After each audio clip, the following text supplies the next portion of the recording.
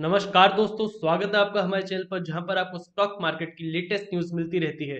दोस्तों, हम बात करने जा रहे हैं यस बैंक के बारे में। वहां पर 2 दिन में 2 धमाकेदार खबर सामने आ गई यस बैंक की और उसका रिजल्ट भी आपको देखने को मिल रहा है कि जो शेयर एक बहुत सीमित रेंज में चल रहा था, अच्छी खबरें आ रही थी, अच्छी परफॉर्मेंस आ रही थी, अब वो विस्फोट की तरह ऊपर बढ़ रहा है। और ऊपर बढ़ने के साथ साथ काफी इंपॉर्टेंट लेवल्स हैं जो यस बैंक ने काफी टाइम बाद ब्रेकआउट दिया है। चार्ट देखेंगे, साथ में देखेंगे कि क्या खबर है नई यस बैंक के बारे में। और अगर आप लंबे समय के लिए इन्वेस्ट रहना चाहते हैं, मैं देखता हूँ कमेंट्स में काफी लोग कहते हैं मैं लंबे समय के लिए इन्वेस्ट रहना चाहता हूँ, यानी फंडामेंटल्स पर डिपेंड रहना चाहते हैं लोग, जो कि बिल्कुल सही है। अगर आप लॉन्ग टर्म में रह रहे हैं तो आपको फंडामेंटल्स देखने चाहिए। तो वहां पर कौन से नंबर्स देखने चाहिए हमें जहां पर इंप्रूवमेंट के साथ यस बैंक अपनी पुरानी इमेज को, पुराने बिजनेस को और पुराने ब्रांड नेम को वापस कायम कर पाएगा। तो यहाँ पर 2 वीडियोस ऑलरेडी अपलोड हो चुके हैं, आप जाकर चेकआउट कर सकते हैं। तो वीडियो शुरू करने से पहले बोलना चाहूंगा, जो लोग चैनल पर नए वो सब्सक्राइब कर लें ताकि आपको स्टॉक मार्केट की लेटेस्ट न्यूज एनालिसिस मिलता रहे। तो कल न्यूज आई थी कि यस बैंक की रेटिंग्स बढ़ गई है। केयर रेटिंग्स ने यस बैंक के डेप्ट इंस्ट्रूमेंट्स की रेटिंग बढ़ा दी है। हमने कल ये डिस्कस किया था डीप में कि क्या मतलब है इनका और इससे यस बैंक का कौन सा पहलू स्ट्रांग होता है, हमने डीप डिस्कशन किया था। अब साथ में आप देखिए यस बैंक में आज 14 रुपये 15 पैसे पर क्लोजिंग हुई है।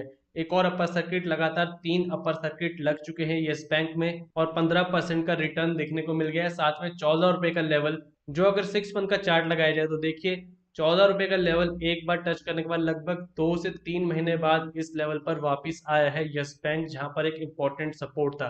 तो वो आगे डिस्कस करेंगे, पहले देखते हैं नई खबर क्या रही है जिससे जो गेन्स है वो कंटिन्यू हो रहे हैं। तो खबर आ रही है और यस बैंक के नहीं, वो 12 शेयर्स ऐसे हैं जो MSCI इंडिया इंडेक्स, यानी मॉर्गन स्टैनली कैपिटल इन्वेस्टमेंट का इंडिया इंडेक्स, जैसे आप देखते हैं निफ्टी इंडेक्स है, सेंसेक्स इंडेक्स है, वैसे आपको हजारों और इंडेक्सेस मिल जाएंगे, उनके अलग अलग पैरामीटर्स होते हैं। तो MSCI इंडिया इंडेक्स में यस बैंक भी उन शेयर्स में से एक है जिनको शामिल कर लिया गया है। तो ऑलरेडी तेजी चल रही थी शेयर में और यहाँ पर इस खबर के बाद तेजी बरकरार रही है, बिल्कुल भी कमजोरी देखने को नहीं मिली है 2 से 3 दिन में यस बैंक के अंदर। देख सकते हैं आप उनका डॉक्यूमेंट की 5 सिक्योरिटीज ऐड की गई हैं और 2 डिलीट की गई हैं। वहां पर Adani green energy, Larsen Toubro, Muthoot finance, pi industries, yes bank और इनके अलावा कुछ और शेयर्स हैं, इनको एडिशन दिया गया है। और 2 शेयर्स की लिस्ट अभी सामने है, बॉश और LIC हाउसिंग फाइनेंस, जिनको इस इंडेक्स से अभी बाहर किया गया है। तो आप देख सकते हैं यही खबर है कि जिसकी वजह से यस बैंक में 2 दिन में 2 लगातार अच्छी खबरें आई है।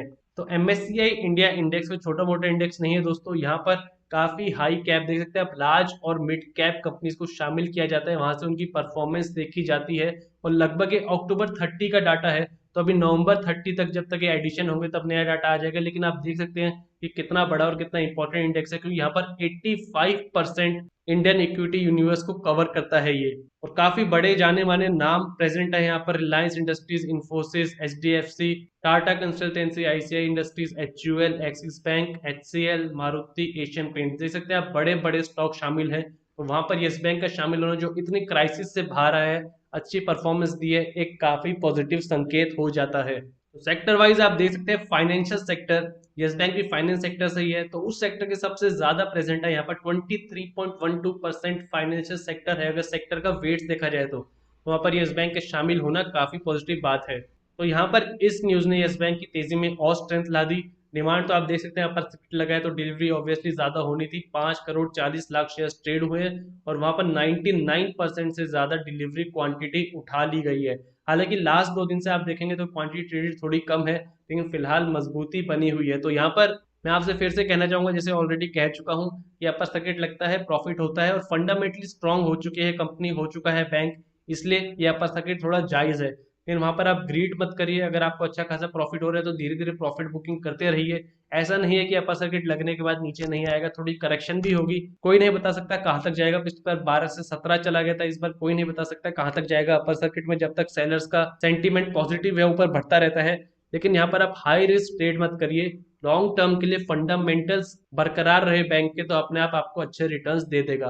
तो चलिए डिस्कस करते हैं कि कौन से फंडामेंटल्स पर नजर रखनी है हमें। तो ये है यस बैंक के क्वार्टरली रिजल्ट। हालांकि लास्ट 2 रिजल्ट ही कंपेयर करना जायज लगता है कि उससे पहले बैंक की स्थिति कुछ और थी, फिर बैंक में एक इशू आया, बड़े लॉसेस हुए, NPAs बढ़ गए बैंक के। लेकिन यहाँ पर आप देखेंगे 2017 की बात करते हैं, बैंक प्रॉफिट ला रहा था 1,000 करोड़ से ऊपर का। तो उस समय बैंक के जो NPAs थे, नेट NPA 0.93% और ग्रॉस देखा गया प्रोविजन हटाकर 1.72%। तो फिलहाल कितने हैं वो 16.90%।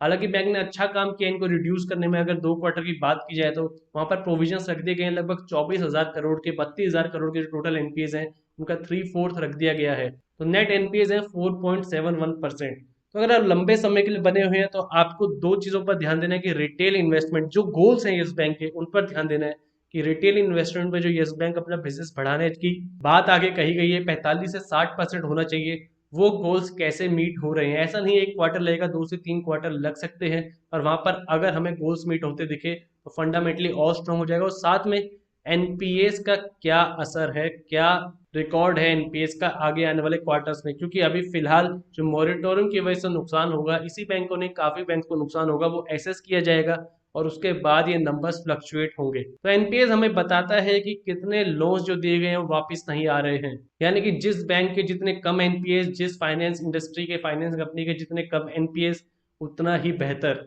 तो यहाँ पर लंबे समय में आपको इस नंबर पर ध्यान देना है। और साथ में बैंक के प्रॉफिट पर तो सेल्स पर सभी ध्यान देते हैं, पर यहाँ पर दूसरे नंबर्स पर, और साथ में कैपिटल एडिक्वेसी रेशो कि बैंक जो नॉर्म्स है उनके अकॉर्डिंग पैसा रख रहा है, यानी साथ में कासा रेशो। कासा रेशो यानी करंट एंड सेविंग अकाउंट।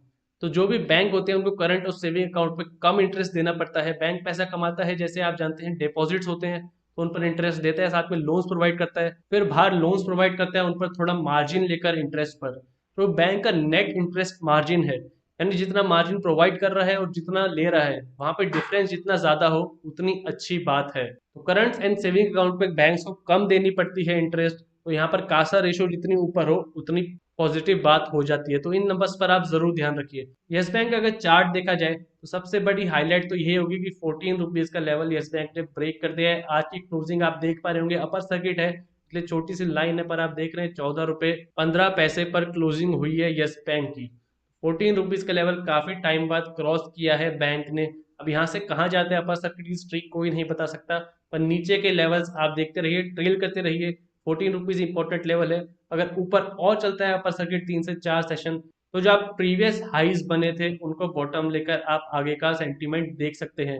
हालांकि इस बार वॉल्यूम इतनी नहीं है जितनी आपको लास्ट में दिखी थी, कि उस समय एफपीओ भी आया था, काफी खबर में तक शेयर, काफी सेंटीमेंट था इस शेयर से जुड़ा हुआ। पर फिलहाल तेजी जरूर बरकरार, वॉल्यूम इतनी भी कम नहीं है। तो एक तरीका देखने का कि लोगों का इंटरेस्ट कम हो रहा है वो है वॉल्यूम। तो यानी पहले एक अपर सर्किट में 706 मिलियन यानी 70 करोड़ शेयर ट्रेड हुए थे, वहां पर अगले अपर सर्किट में सिर्फ 3 करोड़ 40 लाख। तो ऐसा ही कुछ अगर आपको दिखे तो आप एक बार के लिए थोड़ा सचेत हो जाइए कि आगे अब क्या हो सकता है। प्रॉफिट बुकिंग करते रहिए, ज्यादा रिस्क नहीं लेना है, लॉन्ग टर्म के लिए ज्यादा फायदेमंद साबित हो सकता है जैसे फंडामेंटल्स इंक्रीज हुए तो ये थे दोस्तों यस बैंक से related latest news and analysis. Video पसंद आए तो लाइक कीजिए और ऐसी और वीडियोस के लिए हमारे चैनल को सब्सक्राइब कीजिए।